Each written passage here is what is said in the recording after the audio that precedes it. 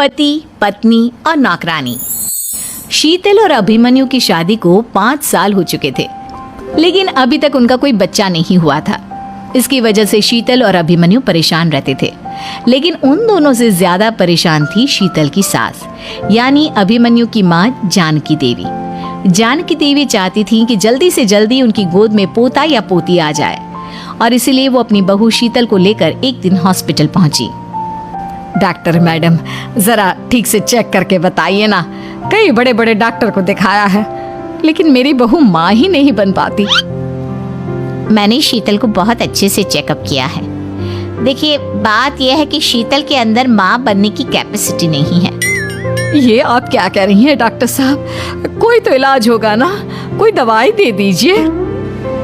देखिए, कुछ प्रॉब्लम ऐसी होती है जिनका कोई ट्रीटमेंट नहीं होता। आई एम सॉरी टू से, लेकिन शीतल कभी माँ नहीं बन सकती, क्योंकि उसके यूट्रस में अंदर से ही कुछ प्रॉब्लम है। घर आने के बाद क्या हुआ माँ? कहाँ लेकर गई थी आप शीतल को?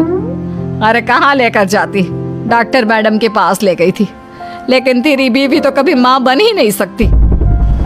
मम्मी जी, इसमें मेरी क्या गलती? अगर अंदर से कोई प्रॉब्लम है तो उसमें मैं भी कुछ नहीं कर सकती। जानती हूँ, ये बात डॉक्टर के मुंह से सुन चुकी हूँ। अब दोबारा मेरे सामने इस बात का गाना मत गा। अरे माँ, परेशान होने की जरूरत नहीं है, हम सोचते हैं ना कुछ। अरे क्या सोचेगा तू? जब डॉक्टर कह चुका है कि तेरी बीवी माँ नहीं बन सकती, तो बता क्या सोचेगा तू? कहाँ से लाएगा बच्चा? माँ, ये तो मैं भी नहीं जानता। अभिमन्यु, क्यों ना हम अनाथ आश्रम से एक बच्चा गोद ले आए? क्या फर्क पड़ता है बच्चा हमारा हो या गोद लिया हुआ? हाय, बड़ी बातें बनाने वाली। क्या फर्क पड़ता है? अरे क्यों फर्क नहीं पड़ता? मुझे इस वंश को आगे बढ़ाने के लिए मेरे बेटे का खून चाहिए, किसी दूसरे का नहीं। लेकिन माँ, आप जानती हैं कि ये अब पॉसिबल नहीं है। मैं कुछ नहीं जानती। मैं किसी पराये की औलाद को इस घर में अपना पोता या पोती बन के बढ़ता हुआ नहीं देख सकती। मेरा वंश मेरे बेटे के खून से ही आगे बढ़ेगा। लेकिन मम्मी जी, ऐसा कैसे हो पाएगा? आप अच्छी तरह जानती है ना, मेरा और अभिमन्यु का बच्चा नहीं हो सकता। तो मैं अपने बेटे की दूसरी शादी करवाऊंगी, और अपनी दूसरी बीवी से ये मुझे बच्चा पैदा करके देगा। ये आप क्या कह रही हैं माँ? मैं किसी और से शादी नहीं करने वाला। मेरे रहते हुए आप अभिमन्यु की शादी किसी और से करवाएंगी? मम्मी जी, आप ऐसा कैसे कर सकती हैं? तू बस देखती जा बहू, मैं ऐसा कैसे कर सकती हूँ। कुछ दिनों के बाद, अभिमन्यु, मैंने तेरे लिए लड़की ढूंढ ली है।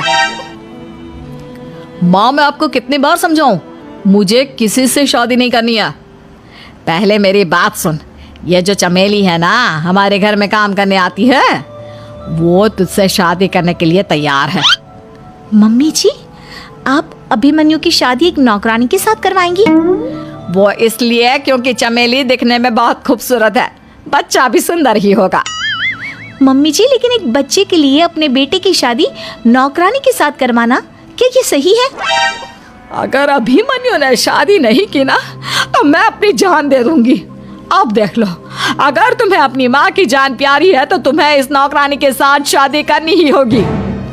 इस तरह जानकी देवी अपने बेटे अभिमन्यु की शादी नौकरानी चमेली के साथ करवा देती है। कुछ दिनों के बाद, नौकरानी से मालकिन बन के तो मजा आ गया। अब तो मैं इस घर की मालकिन हूँ। देखो, अपने आप को ज्यादा मालकिन समझने की कोशिश मत करो। एक बार तुम्हारा और अभिमन्यु का बच्चा इस दुनिया में आ जाए, उसके बाद तुम इस घर से हमेशा के लिए चली जाना। अरे जाओ जाओ, किसी और के आगे बातें बनाना। एक बच्चा तो पैदा नहीं कर सकी, बढ़िया आई। जाओ जाकर मेरे लिए कॉफी बना कर लाओ। नौकरानी मैं हूँ या तुम? मम्मी जी, देखिए ना शीतल मुझसे किस तरह से बात कर रही है। शीतल, तुम्हें पता है ना चमेली प्रेग्नेंट है, मेरे बेटे के बच्चे की माँ बनने वाली है। वो जैसा कहती है वैसा करो। लेकिन मम्मी जी, वो मुझे नौकरों की तरह ट्रीट कर रही है। अरे तो करेगी ना, वैसे भी बहू तुम हो किस काम की? एक बच्चा तो पैदा नहीं कर सकती। जाओ अब घर के सारे काम करो और चमेली को आराम करने दो। थैंक यू मम्मी जी, भगवान आपका भला करे। आप नहीं होती तो मैं नौकरानी से महारानी कैसे बनती। देखो, तुम्हें जो चाहिए सब मिलेगा। खूब खाओ।